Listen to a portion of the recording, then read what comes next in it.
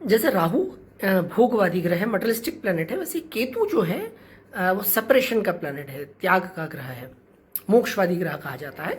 यानी चीजें आपसे छूटती है केतु की वजह से।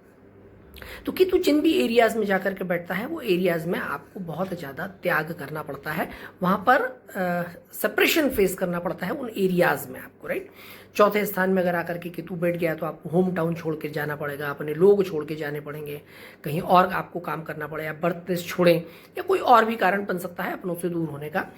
10th हाउस में अगर केतु आपका आ जाता है तो आपका जो प्रोफेशनल एरिया है, यानी कि आपकी जो पहचान है, राइट, वो पहचान आपकी बड़ी दूषित होती है। आपको बहुत जद्दोजहद करनी पड़ती है आपके कर्म क्षेत्र में, बहुत सारे उतार चढ़ाव आपको फेस करने पड़ते हैं। कई लोगों को इतनी सारी दिक्कतें आती है कि कई बार बहुत सारे अलग अलग प्रकार के उनके एरियाज रहते हैं व्यवसाय के, तो एक स्पेसिफिक आइडेंटिटी ऐसे लोगों की नहीं रहती कि ये करते क्या है, पहचान के लिए उनको लड़ना पड़ता है, राइट।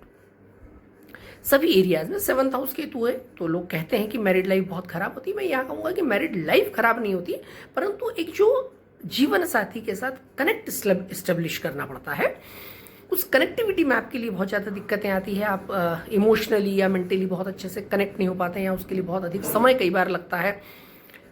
कई एरियाज में, कई कुंडलियों में अगर शुक्र ठीक नहीं है तो फिर सेपरेशन की भी स्थितियाँ निर्मित होती है, वो भी परेशानियाँ आपको फेस करनी पड़ती है।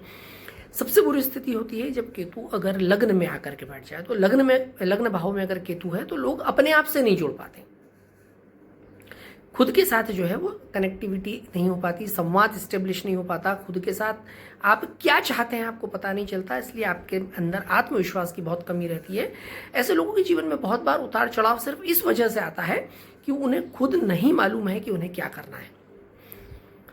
खुद के साथ खुद का संवाद उनका स्टेब्लिश प्रॉपर नहीं हो पाता, बहुत वैचारिक अधिकता रहती है, बहुत सारा सोचते हैं, बिना सोचे कुछ काम शुरू कर लेते हैं और फिर बाद में उन्हें परेशानी आती है कि मैंने ये काम क्यों शुरू किया, कि ये कर रहा हूँ, ये सही कर रहा हूँ या नहीं कर रहा हूँ, राइट। तो इस प्रकार की परिस्थितियाँ बहुत अधिक जो है देखी गई है जब केतु के प्रभाववश। तो केतु जहाँ भी रहता है, 2nd हाउस केतु है तो वो आर्थिक परिस्थितियों में बड़ा उतार चढ़ाव कई बार फेस करना पड़ता है। ऐसे लोगों को फाइनेंशियली सेटल होने में बहुत अधिक टाइम लग जाता है, जिन लोगों की भी कुंडली में 2nd हाउस में केतु होता है। तो ऐसी परिस्थितियां केतु की वजह से फेस करनी पड़ती है। तो केतु को साधने की हमेशा कोशिश करें, और उसको साधने का एक ही तरीका है फोकस, कंसंट्रेशन।